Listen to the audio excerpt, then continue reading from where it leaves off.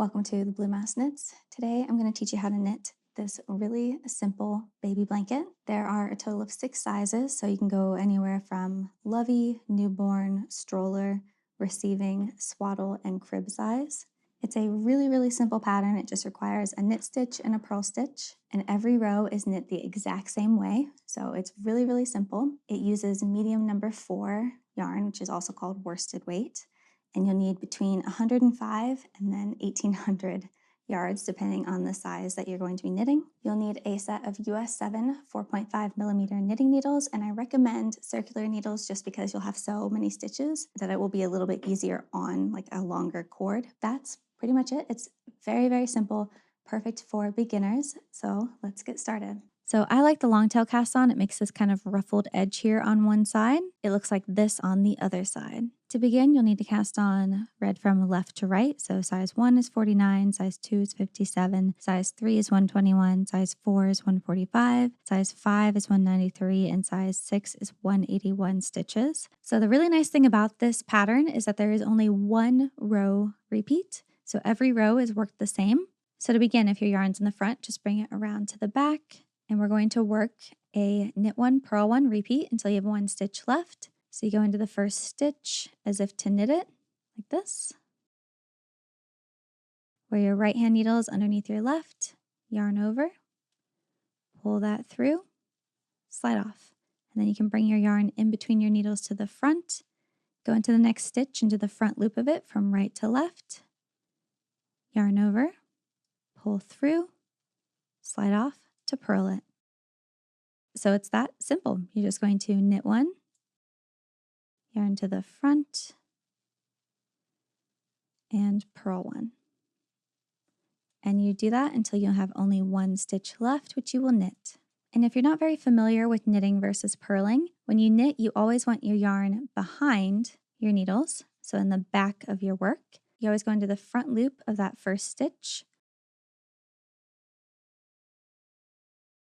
And you do it so that your right hand needle is underneath your left hand needle. And then you bring the yarn around from front to back and kind of use that tension to pull that loop through the hole. And then you can slide that stitch off your left hand needle, and you've just transitioned it from your left hand needle to your right hand needle and kind of added height to it. So you added a stitch in the column. And then for a purl stitch, you're going to bring the yarn in between your needles to the front of your work. So here's our needles and our yarn's in the front. You're going to go into the first stitch on your left hand needle and kind of see how there's a front loop and a back loop. You're going to go just into the front loop like this. And then you're going to yarn over from front to back and kind of use that tension to pull that loop through the hole. And then you can slide that off your left hand needle and then bring your yarn in between your needles to the back. And you just keep repeating that. I have more in-depth videos on how to work a knit stitch and a purl stitch if you need a slower version. So the repeat was to work a knit 1, purl 1. So we've worked a knit 1 and a purl 1, and we have 1 stitch left on our left hand needle. So I'm just going to knit that stitch. And now we're going to turn our work. So that just means to flip the needle so that the working yarn, the one attached to your ball of yarn, is towards the tip of your now left hand needle. It's only the left hand needle because it's in our left hand, but you bring the yarn around the needle so it's kind of underneath it to the back, and that's it. You're just going to repeat that same row for every single row. So you can kind of see here, there's a front loop and a back loop. I'm going to go just into the front loop like this. So our right hand needle is underneath our left. Yarn over and kind of use that tension with your left hand to pull that through and slide off. You could also be holding it in your right hand too. And then bring the yarn to the front. And then you go into the next stitch from right to left. So just into the front loop of it, like this. And then bring the yarn over it from front to back and pull through. And then you can slide that off of your left hand needle. Bring the yarn in between your needles to the back like this. And just keep going. So knit the next stitch. yarn to the front, purl the next stitch, and you always wrap the yarn around the needle from front to back, no matter if you're purling or knitting. So you just do that all the way across. And at the end of every row, you're just going to turn your work and you bring the yarn around the needle to the back and begin by knitting one. And every time I go into the second stitch of the row, I kind of pull a little extra tight to tighten up that first stitch a little bit. That's just my own personal preference though. You're going to repeat row 1 for a total of 85, 113, 253, 337, or 421 rows, or until your blanket measures approximately these measurements from the cast on edge. So if you're new to knitting, you may get a little bit lost as you're working this. Let's say that you put your work down and you come back later and you can't remember where you are in your row. So you can look at the stitch that you just worked. So if you look at your right hand needle, the lastmost stitch, which is this one right here, has a bump on the front of it. So that means it was a purl, versus this one, which has kind of a hole in front of it. So you can tell that this is a purl because the bump goes all the way up towards the needle. And this one is a knit because it has kind of a hole right below the needle. So if I've just worked a knit, then I need to do a purl. For this blanket, you never put two knits next to each other. You always alternate. So if you work a knit, your next stitch needs to be a purl. And then we've just worked a purl because you can see the bump right up against the needle. So we need to do the opposite and we need to knit. And then another way is to look at the left-hand needle and look at the first stitch on your left-hand needle. Kind of the same concept. So there's kind of more of a kind of like a V shape with our next stitch. There's like a more noticeable hole and then there's kind of two bars on either side of it. So this is a knit stitch, so we need to do a purl stitch. And then this one has a purl bump right up against the needle. So this was a purl. So we need to do the opposite. So we need to knit.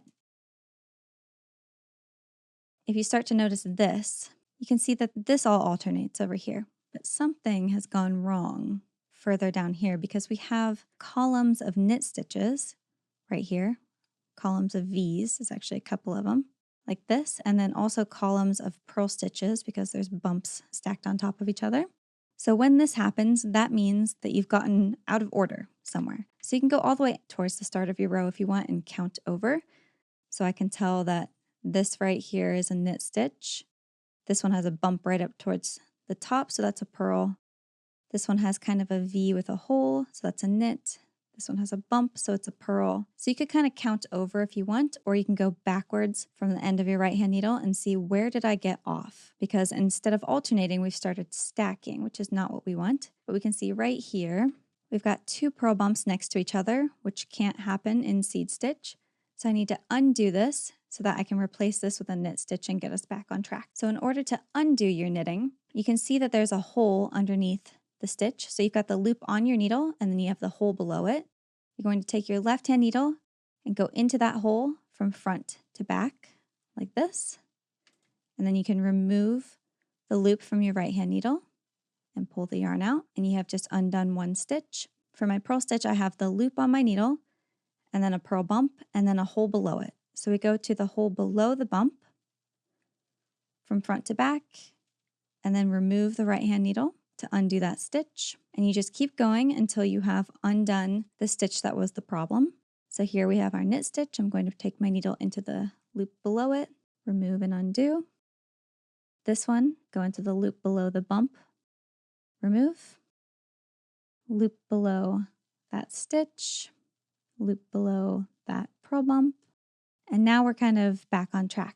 So I can see that this was a purl, a knit, a purl, a knit, a purl. So we've undone the wrong purl stitch. And everything here is correct because we've been alternating from the start of the row up till this point. So this was a purl because of that purl bump. So the next stitch is going to be a knit. You just keep alternating. But that's how you kind of fix any mistakes and figure out where you are if you've lost your place. We worked an odd number of rows. I did a long tail cast on, so this kind of puts me back onto the prettier side of my long tail cast on. So it's kind of more of a ruffled edge versus the other side, which is a little bit more ridged.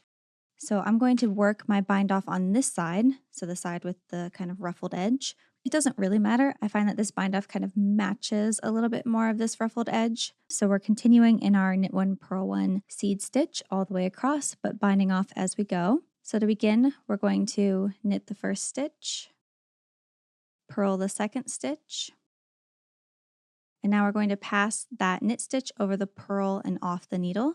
So you can use your right index finger to kind of hold them as you slide them down towards the tip of the right hand needle.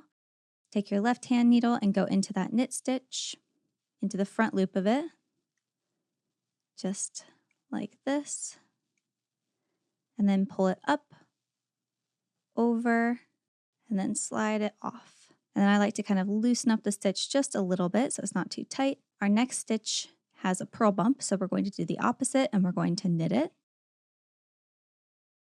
And then you pull the first over the second and off, so hold on to them again with your index finger.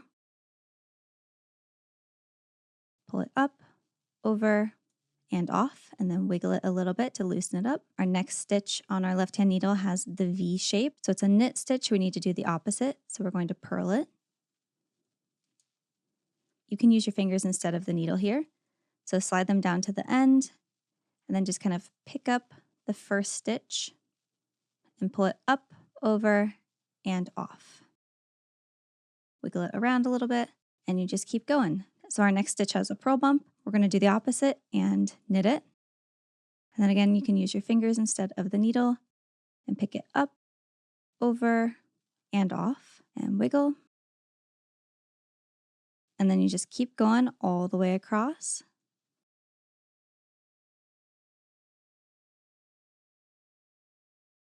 After a while, it should look something like this. Kind of has a row of sideways V's on the top. And it should be a little bit stretchy. You don't want it to be too loose or it will start to kind of flare out, but you also don't want it to be too tight, so you can kind of adjust as you go. If it's feeling a little bit too tight, like there's no give to it at all, just kind of loosen up the stitch after each bind off a little bit more and try and be a little bit more gentle as you're knitting.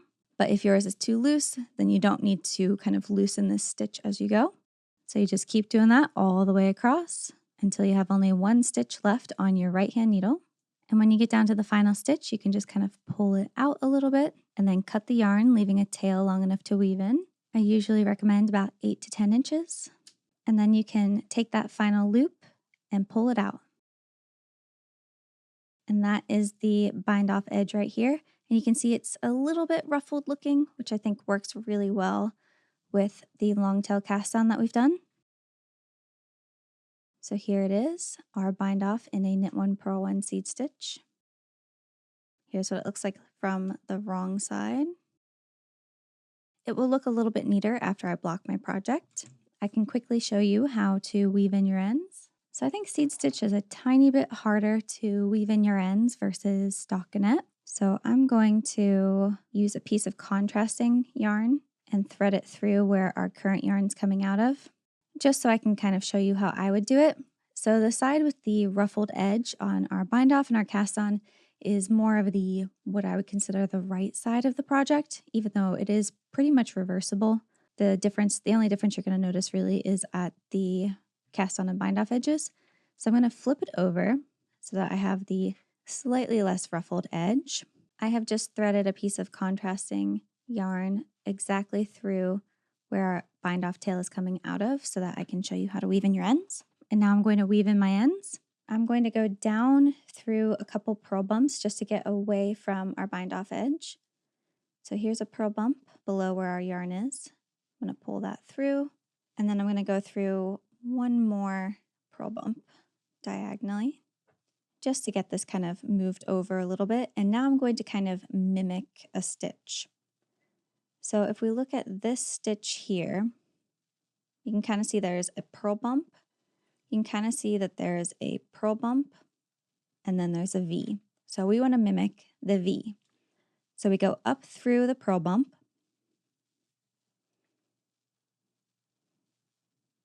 and then this is the V here. So in order to mimic that, we have to go underneath the two strands above it, like this, from right to left, pull through.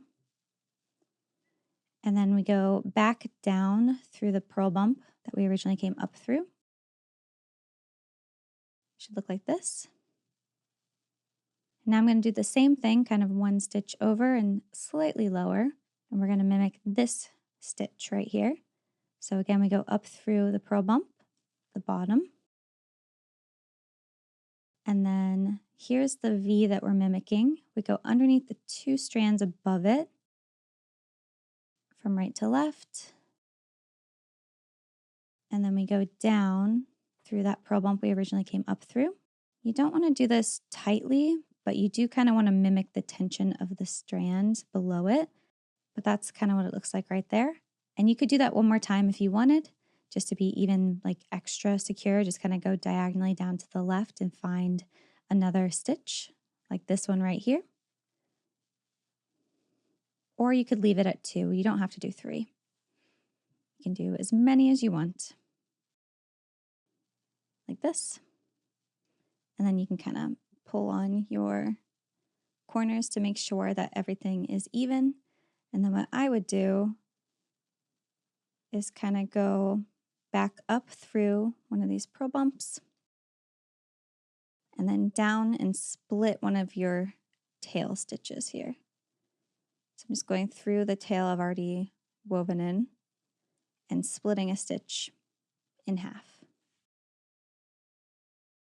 And then I can cut a tail fairly short. It will probably pull out a little bit, but there's so much that it would have to undo to get all the way back out. So now we can do that with our cast on tail. As you can see from the other side, it only adds this much detail to the other side of our work. And if this was in the same color, it would barely even be noticeable. Like I've done it with my cast on tail down here, and you can barely even tell unless you were zooming in and looking for it. And then you go down to the cast on edge and get the cast on tail woven onto a yarn needle. There are so many different ways to do this, by the way. Mine's kind of on the ruffled side. So I'm going to stick my needle through without going, you don't want to go back in the hole it's coming out of. It's coming out of this hole. So I go over one and push it to the wrong side. And I say wrong side in quotes because it's not really the wrong side. It's just the less ruffled side. And then I would just do kind of the same thing where I go underneath a purl bump a little bit diagonal. You could do that one more time.